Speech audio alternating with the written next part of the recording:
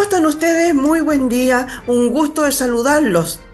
A pesar de las tensiones internas, la Comisión para la Paz y el Entendimiento presentó un informe con 22 propuestas clave para abordar el conflicto en la macrozona sur, que incluyen un catastro digital de tierras, reformas a la ley indígena y medidas para la reparación para las víctimas. Luego de intensas jornadas de deliberación, la Comisión para la Paz y el Entendimiento logró consensuar un conjunto de propuestas, aunque sin la unanimidad de sus miembros. Vamos a conversar con Jorge Cordero, cientista político, magíster en estudios políticos y docente investigador de Faro UDD. ¿Cómo estás tú? Muy buen día, un gusto saludarte.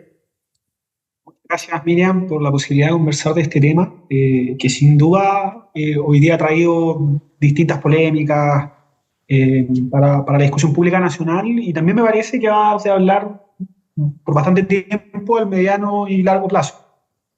Exactamente, yo creo que hay que conversarlo porque es un tema que viene ya de hace mucho rato, ¿no? Entonces me gustaría, sí, primero saber qué es esta Comisión para la Paz, de dónde surgió, desde cuándo empezaron a sesionar, quiénes eran sus integrantes. Partamos por ahí. Perfecto. A ver, lo primero, antes de hablar directamente de la Comisión Paz y Entendimiento, es importante entender que es difícil como entender este tipo de procesos si uno no se remite a los procesos anteriores, porque no es la primera comisión presidencial que se hace en Chile en torno al conflicto indígena.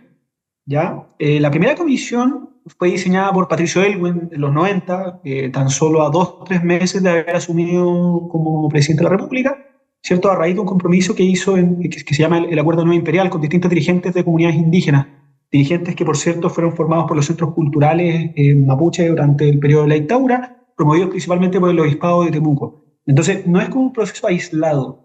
¿Ya? Durante 30 años antes de esta comisión se han creado distintas instancias con cada gobierno, tratando de abordar distintos temas que han surgido, que han generado tensión entre principalmente el pueblo mapuche con el Estado de Chile. Cabe decir que las primeras comisiones no estaban orientadas solo en el pueblo mapuche, sino que también abordaban otros temas relevantes para los pueblos indígenas. De hecho, es la primera comisión donde se forman, ¿cierto?, las bases para la ley indígena, que es la ley 19.253, que de alguna otra manera va a marcar todo el marco regulatorio, jurídico y la forma en la que opera la política indígena en Chile en los últimos 30 años. Eso como pequeño contexto general. Eh, Respecto a esta comisión particular, cabe decir que yo en un comienzo era bastante escéptico respecto a sus posibles resultados, sobre todo por su composición. Ya, a grandes rasgos, la comisión estaba compuesta por 8 comisionados de distintas sensibilidades políticas, todos personas muy vinculadas al mundo político. Entonces, allí surgía una de las primeras críticas, justamente porque en comisiones anteriores hubo quizá mayor participación de dirigentes, personas como con mayor, si se quiere decir, representación territorial dentro de la región de la Araucanía, pero aquí se decidió justamente hacer una cuestión más política, eh, con la mirada, con la orientación de que las recomendaciones que pudieran surgir, ¿cierto?, no se vieran enfrascadas los mismos problemas que tenían las comisiones anteriores, que justamente cuando se presentaban propuestas, estas después de alguna otra manera, los informes que se hacían quedaban en un cajón y no se deliberaban políticamente. Oye, ahí entonces yo tengo una duda que me asalta al tiro. Si no hay representación o hay muy poca, muy leve representación de los pueblos involucrados, pero por otro lado existe un representante o dos representantes que sean legítimos de tal manera de poder conversar con ellos. Mira, esa es una buena pregunta. A ver, está Francisco Guachumilla, obviamente, que es un político mapuche, pero el mismo Francisco, cuando uno lo escucha en su trayectoria política, se presenta a sí mismo como un referente político más que del mundo propiamente mapuche. En ese sentido, él ha sido muy prudente en cuanto a entender cuál es su posición, cuál es su rol dentro de la política. Y por otro lado, tienes a Adolfo Millagur, que él sí, si uno quisiera analizar su trayectoria, fue una persona con más representación dentro del movimiento indígena, pero que también ha tomado un rol mucho más político. Entonces ahí se genera una pequeña tensión y que la comisión trató de subsanarla a través de procesos participativos, que se llamaban los diálogos autoconvocados y los diálogos convocados, que se hicieron durante un periodo específico de tiempo, donde de alguna otra manera se juntaban con personas del mundo indígena, con personas de la macrozona sur, de alguna otra manera como para tener un proceso de diálogo y poder hablar de problemas, inquietudes en torno a la materia. Pero sí es una comisión estrictamente política, y eso es importante decirlo, porque existe una brecha efectivamente con las comunidades. Ahora, cuéntame. A grandes rasgos. Sí, ahora No, vamos no, a la comisión misma. ¿Quiénes la formaban? Tú dices que básicamente político, ¿no? En un amplio espectro en el que deberían tener. Ellos, tengo entendido que ellos se autoimpusieron el tema de la unanimidad, ¿no es cierto? Pero, y la que no resultó al final. Pero yo vuelvo a insistir en el tema de los representantes de los pueblos mapuches, si existen interlocutores válidos y que sean reconocidos por ellos, porque tengo entendido que hay muchas comunidades, pero que no todas están agrupadas en alguna parte, ¿o sí? no, por supuesto que no, hay muchas comunidades y eso siempre ha generado un desafío respecto a cómo se ordenan este tipo de procesos. Pero me parece que en este caso particular se inclinaron por la decisión política porque antes que todo, primero que todo, perdón, hay un problema de coordinación política de los resultados que entregan las distintas comisiones. Me parece que si uno analiza la trayectoria de los últimos 30 años, hay más o menos ya cierta coherencia en qué tipo de reformas hay que hacer para de alguna otra manera desconcentrar ciertos temas en torno al conflicto. Entonces, desde ese punto de vista, bueno, extender nuevamente la invitación a dirigentes de comunidades indígenas eh, puede ser discutible. Lo importante, creo yo, o la posición que tuvo la comisión desde su comienzo fue justamente decir, aquí el problema central es que cuando se hace una comisión presidencial, se entregan propuestas, estas no prosperan después de la discusión política, entonces la única forma hoy día de poder, de alguna otra manera, mitigar ese impacto es hacer una comisión de índole más política, y por eso este perfil más orientado hacia los actores políticos sin el perjuicio de que el día de mañana, si es que las propuestas presentadas avanzan en la discusión legislativa, es fundamental que participen también dirigentes de distintas comunidades mapuche. O sea, se Oye, espera que pudieran participar y entregar su idea dentro de las propuestas discutidas. Oye, entonces, a ver, logro entender por lo que tú dices de que el siguiente paso sería una discusión en el Parlamento, ¿no es cierto? Ahí el Congreso tiene que, en buenas cuentas, estas resoluciones no son resoluciones, son propuestas, porque Son propuestas. ya se tenía claro cuáles son, en realidad, cuáles son los problemas que existen desde hace mucho tiempo, porque tú dices que no es la primera comisión que se arma, que no hayan llegado a buen puerto después es otro cuento, pero se han armado comisiones, hay conversaciones. Por lo tanto, se espera que en el Congreso sean recibidos, ¿no? Sean convocados distintos actores, porque una de las cosas que se echa de menos acá y que ha sido un poco ya el tema, que no hay estudios técnicos realizados, sino que solamente políticos. Coméntame un poquito eso. Ya, perfecto. A grandes rasgos, lo que se esperaba de la comisión es que los 8 comisionados, ¿cierto?, acordaran internamente un principio de unanimidad para poder generar una negociación en torno a distintas materias y, en el fondo, elaborar propuestas, si se quiere decir técnicas, sobre cuál debiera ser el norte o qué aspectos se debieran reformar de la ley indígena, ¿cierto?, qué elementos novedosos se pueden incorporar. Y eso después se presenta a través de un informe al presidente. Y lo que hace el presidente con ese informe es tratar de impulsar esas reformas. Y la forma en la que impulsa esas reformas, evidentemente, es fomentar una discusión en el Congreso. Por eso, por cierto, es muy importante la recepción que han tenido los candidatos presidenciales, por ejemplo, respecto al informe, porque eso nos ayuda a adelantar cuál puede ser la posible viabilidad de cómo se vaya a dar esta discusión. Pero ese es como el esquema, si se quiere decir, general. Y respecto al contenido de las propuestas, o cuáles son las materias quizá que van a ser más sensibles, si es que esto eventualmente prospera y se discute, principalmente es el problema de tierra, los mecanismos de reparación de víctimas y, me atrevo a decir, uno que otro mecanismo, por ejemplo, de reformas institucionales, aspectos de desarrollo económico, etcétera, que también los podemos ir comentando si te parece. Claro que sí. Oye, yo me acuerdo que cuando el señor Moreno, que hoy día era uno de los participantes, digamos, de la comisión. Copresidente junto a Francisco Muchimilla, ambos presidían la comisión. Exactamente. Ahora, él cuando fue ministro de Desarrollo Social, tengo entendido que dedicó muchas horas de trabajo para ver cómo resolver estos temas, ¿no es cierto? Pero tengo entendido que después quedó como ahí porque hubo conflicto. Pero tú me dijiste recién que básicamente son los conflictos de tierra. También, obviamente, me imagino que deben haber definido el tema del terrorismo y el tema de los enfrentamientos que han habido ahí. Por eso mismo quería traer a colación lo del ex ministro, el trabajo que hizo el La ex posición ministro del Alfredo exministro. Moreno. Sí, a ver, primero respecto a eso. Como decía, todos los gobiernos han tratado de enfrentarse al problema indígena con distintas magnitudes, ¿no? Porque en el contexto en el que Patricio Aylwin crea su comisión y trata de abordar el problema indígena era muy distinto a como lo vemos hoy día porque no había violencia. Ya, de hecho, había muchos dirigentes, como te mencioné, los dirigentes formados dentro del obispado, que eran referentes, que de alguna otra manera, con una cultura, si se quiere decir, democrática, con posiciones poco radicalizadas, que tenían una disposición, de alguna otra manera, desde el mundo indígena, en causar esto a través de canales institucionales. ¿Ya?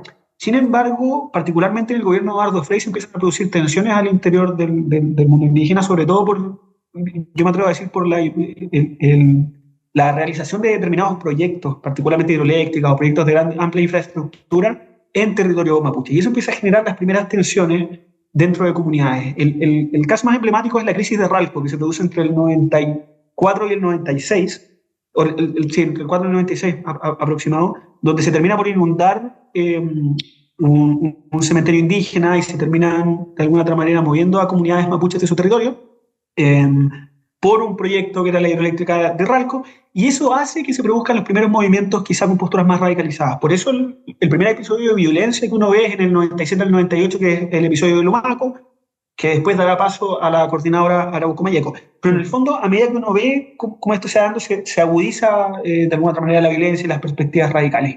Y Alfredo Moreno, cuando asume como ministro de Desarrollo Social, se encuentra en un contexto ya bastante encrispado, con comisiones o procesos que proponían propuestas, pero de alguna otra manera las propuestas no avanzaban o no lograban materializarse ni siquiera en la discusión legislativa.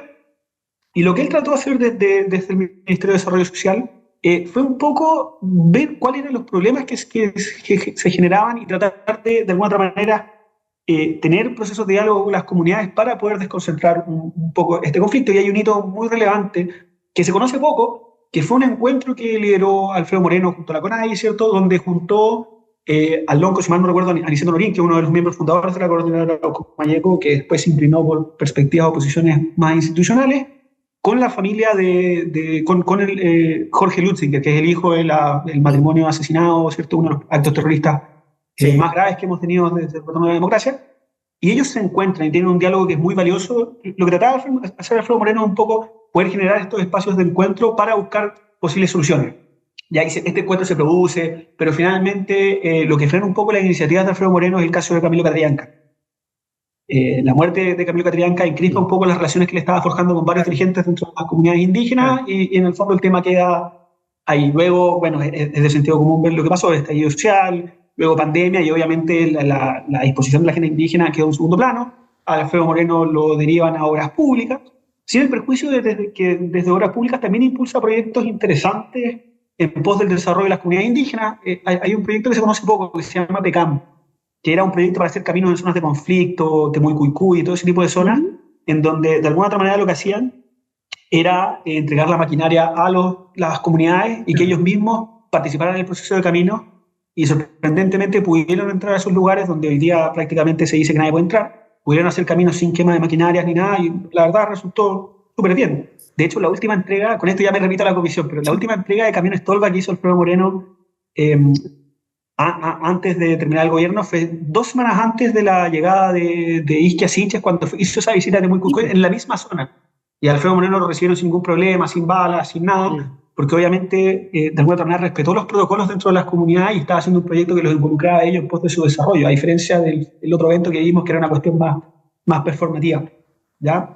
Pero toda esa trayectoria hace que de alguna manera Alfredo Moreno forme parte de esta comisión. Y el kit del asunto, ahora si quieren nos vamos más al contenido, respecto a la materia de tierra, yo creo que es el tema más sensible y que ha sido más motivo de discusión hoy día, de división dentro del debate público. Y a mí me parece la división en torno a la propuesta que se hace de tierra es por desconocimiento de cómo funciona aquí la ley indígena. ¿Ya? Hoy día la ley indígena tiene 2 mecanismos en los que se entregan tierras, que es un mecanismo que está vigente y sigue operando. ¿Ya? Y uno es el que quizá resulta más polémico, y entre las personas que hemos pasado por la Corporación Nacional de Desarrollo Indígena hay casi un consenso, me atrevo a decir, de que este es el mecanismo más complejo, más controversial, que es el artículo 20b, que aboga justamente por la entrega de tierras indígenas, aquellas que se consideran reclamación, ¿cierto?, por los títulos de merced. ¿Ya? Y hoy día, a grandes rasgos, las comunidades pueden presentar un reclamo, una solicitud de entrega de tierras a través del artículo 20b y pasan por un proceso administrativo que es bastante extenso hasta que se les adquiere lo que se llama la aplicabilidad. Y bueno, Exactamente, exactamente. Una de las grandes controversias que se arman es porque por la lentitud en la resolución de estos conflictos, ¿no es cierto? Sin embargo, don Alfredo Moreno dijo, por ejemplo, sobre esta propuesta, que con ella se acabarían el sistema actual de reparaciones, que no tiene límite hoy día. Entonces, es justo algo que va a seguir sí, para claro. siempre, ¿no es cierto? Justamente, mira, a eso quería llegar. En el fondo, el sistema actual no tiene límite de hectáreas a entregar, entonces todas las comunidades forman parte de este proceso, muchas a través de 20B, otras a través de 20A, pero en el fondo a través de 20A a la espera de que tengan aplicabilidad. Y ese proceso se demora. Las comunidades que obtienen aplicabilidad también pueden estar harto tiempo esperando hasta que se les asigne de alguna otra manera la compra del terreno, pero cuando ya tienes aplicabilidad, en el fondo hay un compromiso expreso del Estado por, de alguna otra manera, tener que entregar tierras a la comunidad, ¿cierto? Y técnicamente se espera que las comunidades que tengan aplicabilidad, de alguna otra manera, estén más prontas a que se les compre, a que se les compre tierra, sin el prejuicio de que hay otras comunidades que siguen en este proceso administrativo a la espera de obtener aplicabilidad. Por eso entonces hay un problema, hay como si uno quisiera decir una bolsa de nieve, ¿no? O sea, una bola de nieve, es decir, hoy día tienes un sistema que no tiene límites, en las que entran muchas comunidades, muchas con aplicabilidad, otras a la espera de tenerla, y el sistema mismo permite que se creen más comunidades que también pueden seguir formando parte de este sistema. De hecho, esta ley hoy día tiene un vicio que es bien complejo, que de alguna manera fomenta la fragmentación de comunidades. Se lo pongo en este caso. Imagínese usted es de apellido indígena y efectivamente tiene una justa reclamación a un título de merced que le pertenecía a su familia, ¿cierto? Y yo soy su hermano, también indígena, formamos parte de la misma comunidad y también tengo esa justa reclamación, derecho a la justa reclamación en ese título de merced. El sistema permite que ambos podamos crear nuestra propia comunidad en vez de hacer una reclamación junta y ambos postular a 20B, o sea, entrar al 20B para tener la aplicabilidad de todo este tipo de cosas y obtener, si se quiere decir, más hectáreas de las que obtendríamos juntos. No sé si se entiende ese punto. Entonces, fomenta la fragmentación de las comunidades indígenas para de alguna otra manera poder obtener más tierra. Sí, pues en su momento, hace un tiempo, nosotros dos conversamos justamente sobre el tema de la ley indígena y la ley Lafkenche, ¿no? Que estaba ahí funcionando y que es lo que sigue, lo que tenemos hasta el día de hoy, salvo que empiecen a haber nuevas iniciativas con respecto de estas resoluciones que tomó esta comisión, ¿no es cierto?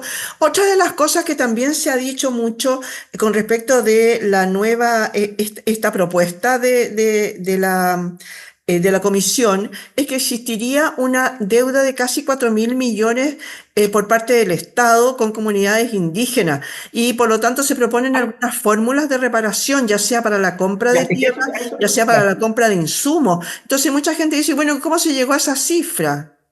a esto hay que llegar. En el fondo, o sea, por eso es importante lo primero entender cómo funciona el sistema actual de entrega de tierra, que es un sistema que no tiene límite y que va a seguir funcionando. Entonces, lo que propone a grandes rasgos la propuesta de la Comisión es lo siguiente. Usted hoy día tiene todas estas comunidades que tienen aplicabilidad en las que el Estado le va a tener que entregar tierra, y tiene este otro grupo de comunidades que están esperando tener la aplicabilidad y que el Estado, si se sigue el sistema actual, también debe entregarle tierra. Entonces, lo que hace hoy día la propuesta de la Comisión es distinguir a las comunidades que se les va a entregar tierras, ¿cierto? Es solo a las comunidades que hoy día tienen aplicabilidad y que se crearon hasta la fecha que entre en vigencia esta nueva reforma, y se estima que la cantidad de hectáreas bordea entre los 150.000 y 210.000 hectáreas de comunidades que hoy día con aplicabilidad, sin el perjuicio de que la deuda total sería 300.000 hectáreas, eso es lo que se está hablando en aproximado. Pero se resolvería a través de tierras entre 150.000 y 210.000, a través de entrega de tierra. El resto de las comunidades que hoy día no tienen aplicabilidad entrarían a un sistema nuevo que, a través de esta comisión de reparación, ¿cierto? Que lo que va a ofrecer son mecanismos alternativos de compensación. Y esos mecanismos se distribuyen desde entregar recursos, plata, a cada grupo familiar, ¿cierto? Un monto específico, como se ha hecho en la mayoría de los países, de hecho Australia, Nueva Zelanda, Canadá, se les ha entregado mecanismos alternativos de compensación a las comunidades indígenas. Y por otra parte, ofrecimiento, por ejemplo, maquinaria, educación, etcétera, que es un poco lo que hablaba, ¿cierto?, Alfredo Moreno en sus entrevistas, que lo ha visibilizado muy bien. Entonces, lo que permite este sistema nuevo de entrega de tierras es justamente ponerle límite a la cantidad de hectáreas a entregar, ¿cierto? Poner un límite también a qué comunidades y hasta cuándo se les va a reparar a través de estos mecanismos, ¿cierto? Porque las comunidades que se creen posterior a la entrada en vigencia de este ya no van a poder optar a estos mecanismos de reparación. Claro. Entonces, eso te permite ordenar el problema que hoy día no tiene límite. Y eso es lo fundamental. Por eso se ha dicho que en el fondo la gente se espanta por la cifra de 4.000 millones, etcétera. Pero hoy día es mucho más caro para el Estado y es mucho más caro en mediano y largo plazo mantener el sistema vigente, que en el fondo no tiene límite, a incorporar este nuevo sistema que lo que hace es ordenar el problema de las tierras. Bueno, Lo va a terminar de ordenar. sí, eso es fundamental lo que estás diciendo recién, el tema del ordenamiento, porque dice que uno de los capítulos que abarca es un diagnóstico territorial y por lo tanto hacer un catastro digital de tierra. Eso no existe hoy día, no existiría, porque entonces ¿cómo se abordan medidas si no A sabemos ver, ni siquiera de qué estamos hablando? lo que pasa es que históricamente siempre hay o sea, históricamente, digo, los últimos 30 años siempre había un problema con la disponibilidad de datos, ¿cierto? Que maneja la CONADI Ya. y también con los datos que maneja el Servicio de Impuestos Externos por las tierras que se han entregado. Oye, Pero, perdón, hay otra cosa, no es que esté en cuestionamiento, pero tengo entendido que la CONADI parece ser que ve algunas cosas como muy centradas, muy localizadas, muy pequeñas en buenas cuentas, ¿no? mira, yo creo que el problema, o sea, yo creo que hay problemas, el problema de la CONADI se debe primero a un dilema de capital humano, ¿cierto? Mm, La gente que forma parte de la institución muchas veces es poco personal. eh, entonces, eso genera problemas. Por ejemplo, bueno, nosotros la vez pasada hablamos de las Kencho, ese tipo de cosas, pero en el fondo ese tipo de procesos se demoran porque hay pocas personas ahí. Ya, la CONADI no es una institución que funcione de manera óptima, pese a que ha tenido profesionales muy buenos trabajando y directores nacionales, me parece también muy bueno.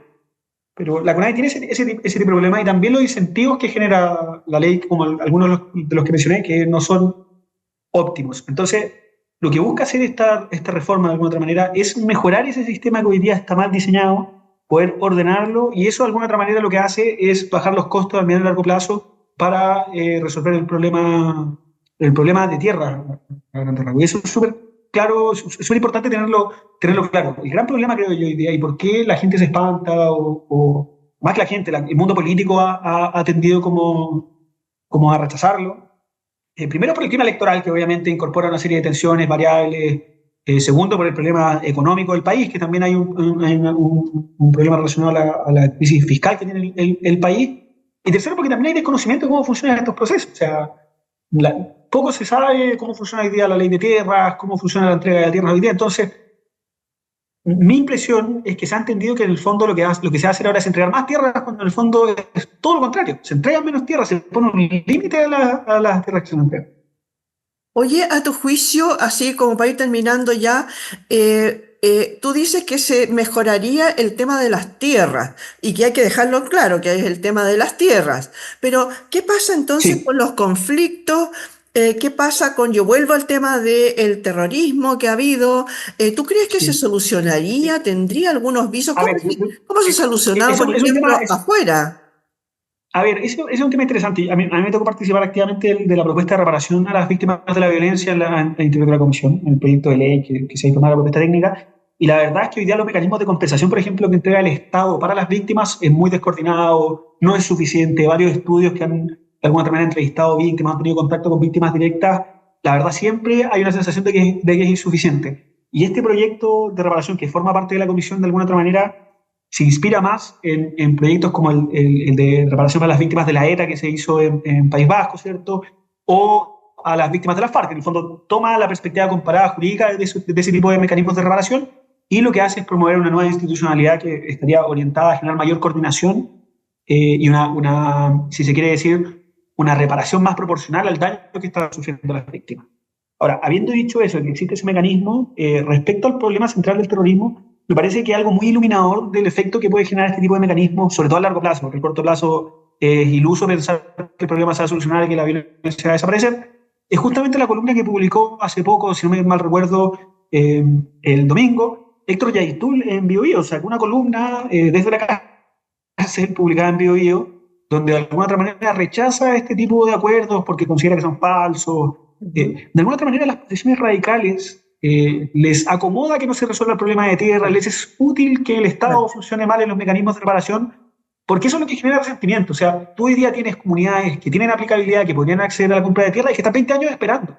Entonces, para la comunidad indígena, estar esperando toda esa cantidad de tiempo por obtener algo, donde hay más encima una especie de deuda con valor simbólico, en el fondo, por supuesto que le genera cierto rechazo al funcionamiento del Estado, cierto rechazo a la institucionalidad, y ahí es donde el discurso radical de alguna otra manera les comienza a hacer sentido. Entonces, si tú logras desconcentrar esto, vas aislando en discurso más radical, lo vas aislando. Ya. Y eso al mediano y largo plazo dota al Estado de mayor legitimidad para poder enfrentar a través de la fuerza a este tipo de organizaciones.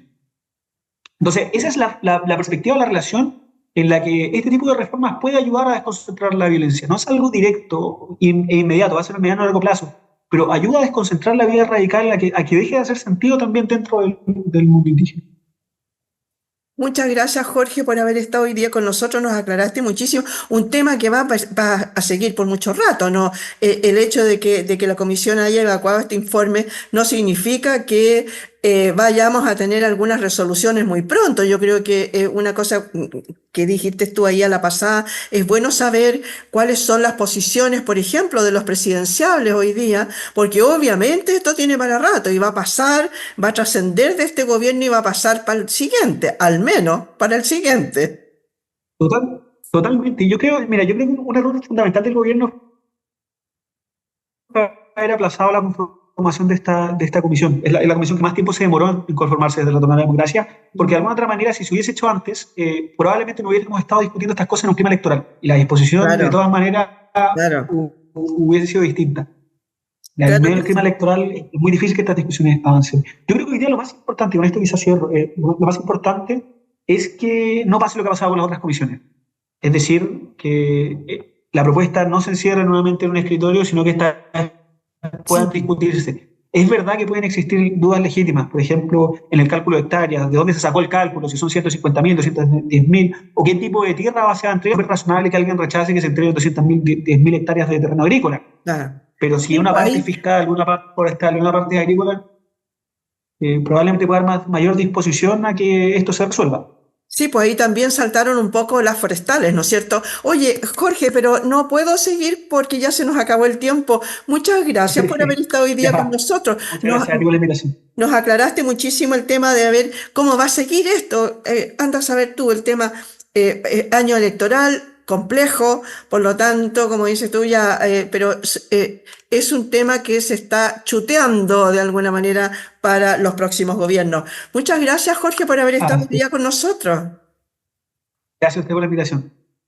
Muchas gracias le damos a Jorge Cordero, cientista político y magíster en estudios políticos y docente investigador de Faro UDD por haber estado hoy día con nosotros. Y a ustedes también, señoras y señores, les damos las gracias por haber estado en este punto de encuentro.